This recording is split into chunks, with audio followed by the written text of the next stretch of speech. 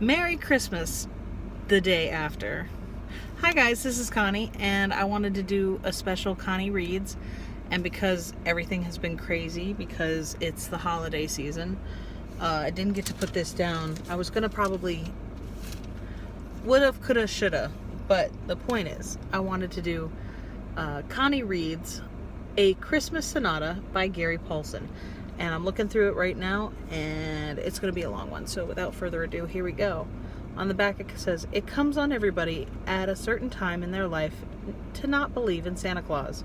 For me, it came during the war, the Second World War, and my father was fighting in Europe. A Christmas Sonata tells how a small boy comes to understand the true meaning of Christmas." And on the inside it talks about how it says, "A Christmas Sonata by Gary Paulsen, illustrated by Leslie Bowman. A young boy and his mother spend Christmas 1943 with relatives in northern Minnesota while his father is fighting in the war in Europe. The boy knows that this will be the last Christmas that he will spend with his cousin who is dying. His uncle overhears the boys say that there is no Santa Claus, and in a grand gesture that is nothing short of a Christmas miracle, restores the children's faith in the spirit of the season. This is a timeless tale by master storyteller Gary Paulsen that is destined to become a family treasure shared every year as a traditional treat." So I couldn't agree more.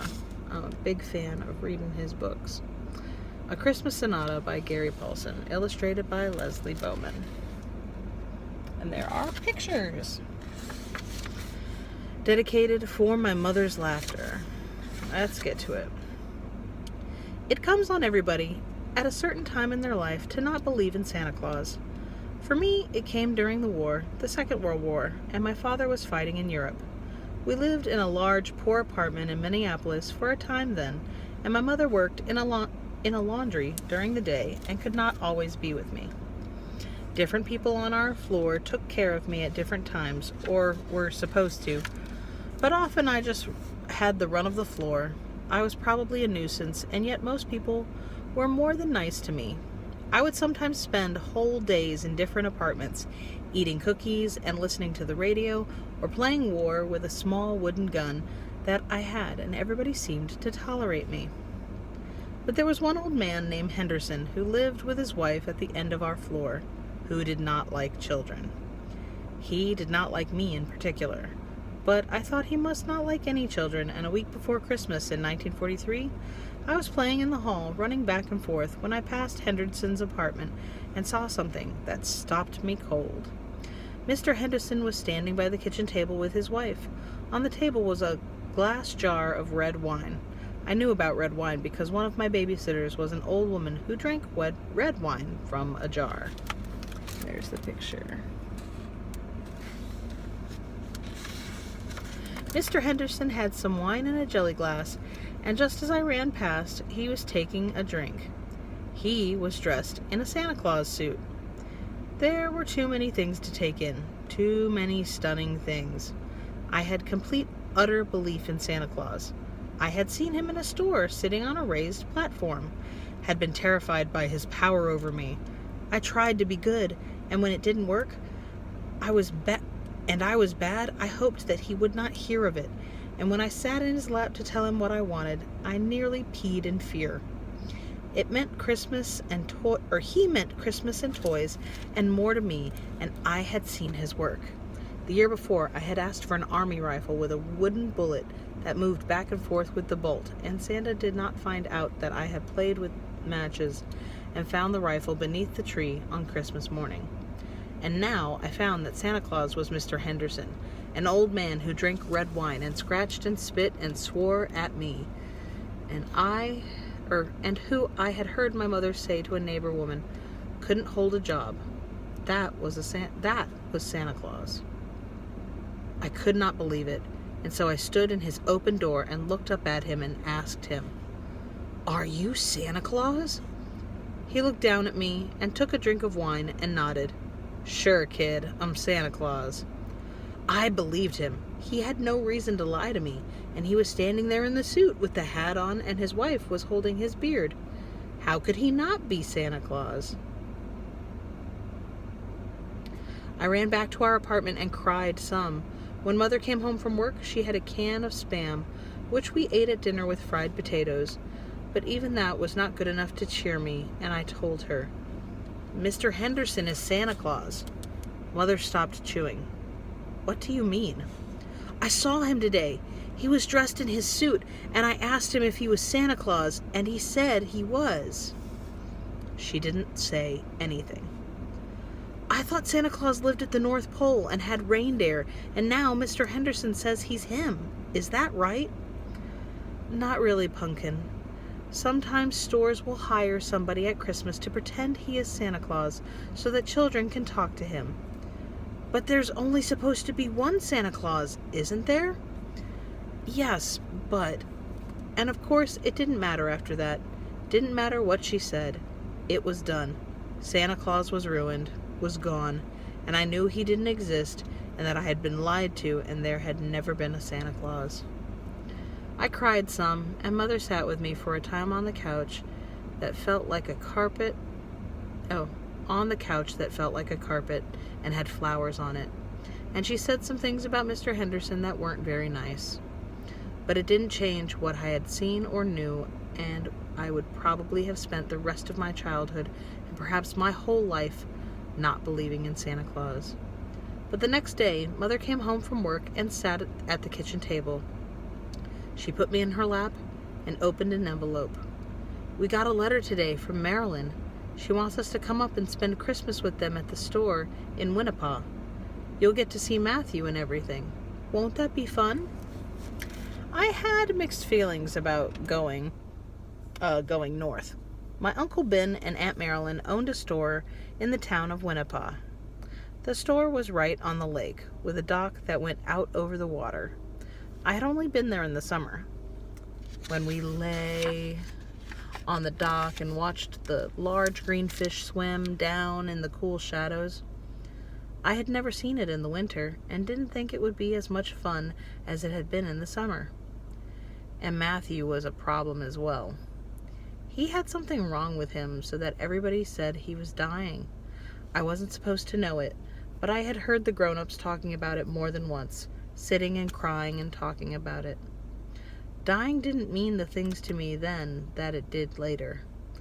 All I really knew was that Matthew had to stay in a bed in the back room of the store and was all puffy and yellow looking. Dying to me meant what Mother worried about all the time, that Father would die in Europe and not come home. I did not think of it as an end so much as somebody just not coming home, and had not worked out how Matthew could die when he was already home. And then there was Santa Claus. When you are young, it is necessary to be more practical than it is when the years have you. I was convinced that there was not a Santa Claus. But what if I was wrong? Would he be able to find us if we were not home? This was, of course, a crucial issue, as well as the fact that if indeed Santa Claus was Mr. Henderson, I only had about a week to be nice to him and get him to like me. Judging by the way he treated me, it would be a difficult job. And so, when Mother said how much fun it would be to visit Uncle Ben for Christmas, there were too many factors involved to give a quick answer. I thought about it, and was still thinking about it when Mother dressed me in my coat and snowsuit so I looked like a blue marshmallow, and we rode the bus down to the train station 2 days later. I loved trains. They were like huge friendly monsters, and in the station, Mother took me close to the engine so I could look at it. The wheels seemed to reach the ceiling, and even though there was an engineer up in the little cabin, I did not think trains were run by people. I thought they were alive somehow, and carried us because they liked us and were just resting in the station, letting out puffs of steam and rumbling, that the engineers were just there to take care of things and feed the engine. It was morning when we left, and the car was warm and had soft seats. Mother took off all my winter clothes and put them in the racks over the seats and let me sit next to the window. The glass had frost all around, but was clear in the middle, and it was like looking through a telescope at the world. guys look at this real quick. I love these illustrations. People came and went, and on another platform, I saw a soldier come off a train and run to meet a woman who almost jumped on him and hugged him. When I turned to Mother, she had seen it as well and was crying. "Aren't they lucky to be together for Christmas?" She wiped her eyes and pushed my hair out of my face. "I miss your father, Pumpkin, so much." I was going to tell her that it wouldn't be so bad because we were going to the store, and she liked to be with Aunt Marilyn because they laughed together all the time. But before I could speak, the train jerked, and jerked again. And then it started to roll out of the station, and I had my eyes on the window, and I couldn't think of speaking. It started slowly, but in a few minutes it was going so fast that the city seemed to stream past the window like running water. I would look ahead and try to see something, catch it as it went by, and try to see what it was, but I couldn't. There were backsides of buildings with signs on them, and warehouses with pictures on the side showing big smiling faces and letters as big as houses. But I couldn't see any of them. Everything moved so fast it was all a blur, and then the city was gone. Gone. We were out in the country, and everything slowed down into rolling hills covered with snow. There were trees, but no leaves, and I could not remember seeing anything so white and clean. Winter in the city was gray, and the snow was dirty, but out here it was so bright it hurt my eyes, and I had to turn away.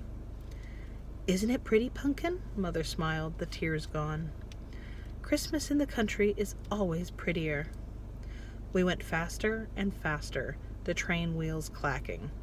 I did not know or understand time then, but I heard the conductor tell Mother it would take 8 hours, and I knew that Mother worked 8 hours a day at the laundry, so I knew how long that was. All day.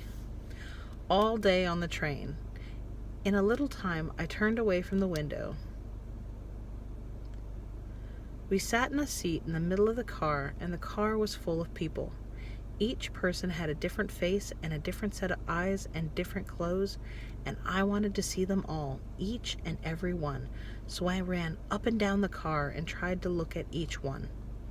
Mother stamped her foot and made a face at me, and I came back and sat down before I'd finished. They're all different," I said to her. "I just wanted to see them. It's rude to stare at people." They all smiled at me, and I smiled back. "Still, it's rude. Stay here now." So I sat next to her and drew pictures with my fingers on the ice around the edges of the train window until she went to sleep. When her head was back and her eyes closed, I slipped away again and went up and down the car because it was impossible to sit still. I met different people and talked to them. One was a soldier, and I asked him if he knew my dad, and he got a sad look in his eye that I did not understand and shook his head. Before I could tell him that my dad was tall and had dark curly hair and was in a place called Europe, the conductor came into the car. He was a large black man who smiled at me and said, "Where are you supposed to be sitting?" I pointed to my sleeping mother, and he shook his head. "I'll bet she doesn't know you're running around, does she?" "No, she wouldn't let me run in the car when she was awake. She said it was rude, but I don't know if it is or not when people smile at you. If she doesn't want you to run, maybe you'd better sit next to her." His smile was wider, but I knew he was right, and then there was the thing with Santa Claus again. What if it was Mr. Henderson, and he heard I had been bad on the train? I went back to the seat and sat next to Mother for what seemed like years, until I couldn't wait for her to wake up anymore, and closed my eyes, and I fell asleep. "Wake up, Pumpkin, it's time to eat." Mother was shaking my shoulder, and when I woke up I found I was stretched out on the seat across from her. I didn't remember her moving me. "We have to go to the dining car." She stood and led me to the bathrooms at the end of the car, where she let me go into the one the men used. And I felt good because she usually made me go into the other one. When I came out, she looked at me. "Did you wash your hands?" "Twice." And it was the truth, too, although it was partially because it was fun to use the little sink and hear the water whoosh out and not because I felt dirty. The dining car made me want to whisper. "Everything is so clean and white," I said to Mother as we came in the end of the car.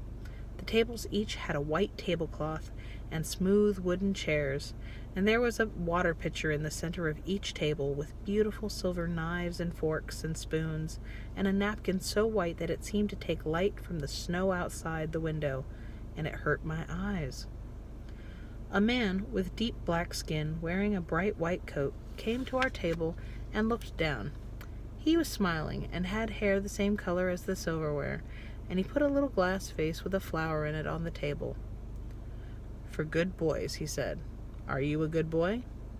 His voice was deep and rolling and made me think of the church bells that rang in the Catholic Church each Sunday at the end of the block, and I nodded even if it wasn't always true. "Then your table gets a flower."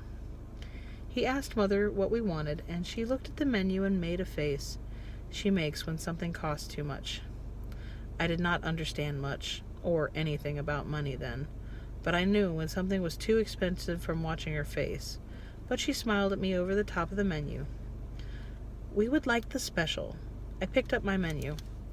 But, of course, it didn't make any sense to me because along with money, I didn't understand words yet, although I knew all the letters. Here's the picture.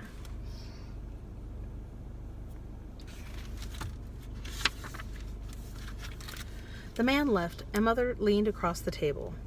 "The special is liver and onions with mashed potatoes, and before you make that face, I'll tell you that I had to do it because it's the cheapest thing on the menu." But I didn't make a face. It was all so exciting that even liver and onions didn't sound bad, and the man brought them on plates with little silver domes on them that he took off with his finger in a hole in the top so that the steam rolled out in a cloud. And I didn't care what it was. It looked good. I ate all of it, even the onions and the little roll made like a cross with the small squares of the white stuff that was supposed to be butter, but wasn't, with the tiny pictures of a flower stamped in them. And I thought it didn't taste at all like the liver and onions we sometimes had at home. I decided that sometimes how it came changed the taste, and also decided to ask Mother to make train liver and onions instead of city liver and onions when we got back. After the liver and onions and the little rolls and potatoes, Mother ordered me a small bowl of green ice cream that she called sorbet. Sherbet. Sorbet. The green taste stayed with me all the way back to the seats, where we sat for the rest of the day, except for going to the bathroom and running up and down the aisles when Mother took her nap. We went by many frozen lakes, and they all had little houses on them, and I asked Mother about the small huts out on the ice. "Those are fish houses. People sit in there with little stoves to keep them warm while they fish." "All day?" She nodded. "And sometimes at night, too. When it gets very cold and still at night, the smoke from the chimneys goes straight up to the moon, and it looks so pretty. I used to love to go fishing with Papa." Not all the lakes had the small houses, but most of them did. There were many, many lakes, and each time I saw the houses, smoke was coming out of the chimneys, only it was blowing around. I couldn't wait until night to see if it really went up to the moon. But by the time it was dark, I had put my face against Mother's arm and could not stay awake, and missed it. Missed all of it. I spread out on the seat again and slept, the train rolling and clacking, and did not know anything until Mother shook me awake and the train was stopped. "We're here, Pumpkin," she said, and dressed me in all the warm clothes she had taken off me, so I looked like a blue marshmallow again. She took our suitcase and my hand, and we moved out the end of the car into the open place between the cars. Then we turned and stepped off the steps outside, where the conductor yelled, "Wedding Rapids!" It was very cold. So cold, my nose seemed to stop and not let me get air, and I had to breathe through my mouth as Mother took me by the hand down in front of the depot. I saw Uncle Ben and Aunt Marilyn standing by the door waiting for us. They both hugged Mother and hugged me, and Marilyn took Mother's suitcase and was crying, and Mother was crying, and Ben picked me up and carried me to his car. 30 below, he said to Mother. I wasn't sure the car would start. I'll have to drain the radiator when we get to the store. Then he turned to me and smiled, holding me out. Do you think Santa will be able to get his reindeer going? There isn't a Santa Claus, I said. I saw Mr. Henderson drinking red wine. Oh, Ben shook his head. Are we so old then that we have outgrown Santa Claus? But before I could answer, we came to the car and Mother and I climbed into the back seat. I've had to keep her running, Ben said, getting in. It was hard to do, what with the gas rationing, but I was afraid to let her stop. If the oil stiffened, we'd never get her going again. Why is the car a girl? I asked Mother, but she didn't hear me, and I was too busy talking to Marilyn, leaning over the front seat and laughing to notice anything else. I'm going to take that picture. Someone sent me a text. There you go. It wasn't a long drive to the store, but I fell asleep again, bundled in my snowsuit and coat and scarf, which Mother had left on because it was cool in the back seat when I fell asleep. I didn't move except to fall forward when we stopped. Mother helped me upright and out of the car, and Ben picked me up again and carried me into the store. It was a large wooden building made of white boards. The store was downstairs in the front part, and there was a place for living in the back. The store was built right on the edge of a huge lake, Winnepaw Lake, and went out over the water on posts. In the summer, part of the lake was under part of the store, and there was a big dock that went out into the lake still farther. I only got 1 or 2 whiffs of icy air through my scarf. Then Ben had me in the store, along with Mother and Marilyn and our suitcase, with the door shut tight to stop the cold. There was so much in the store that I couldn't see it all. It was a large, long room, open all the way, and the ceiling was very high and made of squares with pictures of flowers and things in them. Down the left side of the store, there was a long wooden counter with a glass front, full of all sorts of things, candy and caps and knives and small cards with flowers on them. The rest of the store was all shelves, except for the back, where there was a big black stove with a fat face that looked like a smiling monster on the door blowing smoke. And back in the corner, away from the stove, was a Christmas tree that went all the way to the ceiling, but it was all dark. As Ben carried me down the length of the store, I saw all of this on the way. I saw all of this the way I saw things out the train window, moving and blurred. And then we were through the store and into the back, where there were rooms for living. The back was very small and very bright after the dark of the store out front. There was a room with a couch and a kitchen table. It looked a lot like our apartment in Minneapolis, except that there were 2 other rooms off to the side. These were bedrooms, and one was for Marilyn and Ben, and the other was for Matthew. Matthew is asleep, Ben whispered. You can see him in the morning. Marilyn and Ben pulled the couch out into a bed for Mother and me, and Mother helped me undress and use the bathroom next to Ben and Marilyn's bedroom, which was smaller than the bathroom on the train. We went to bed all whispering so as not to wake Matthew. I felt like we were still moving on the train, and stayed awake a little, trying to make the couch quit moving. It's easy to miss things in the mornings. I often sleep through things, and Mother has to wake me up. But this first morning at Uncle Ben's store, I was awake almost as soon as the grown-ups. Mother got out of bed, and I opened my eyes, and it was still dark outside the window over the sink. Ben and Marilyn were up, and Marilyn was making oatmeal on the stove, and Mother helped her.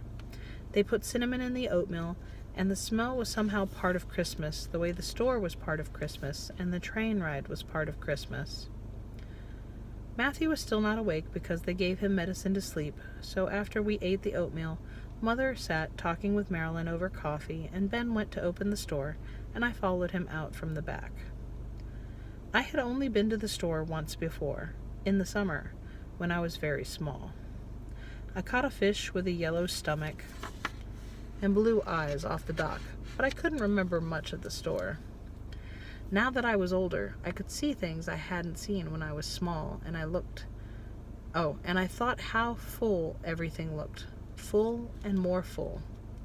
I walked along the glass case and looked at the candy and thought how it would be fun to be in the case. Just be in the case with all that candy. I wouldn't even have to eat any of it, I thought. Just be with it.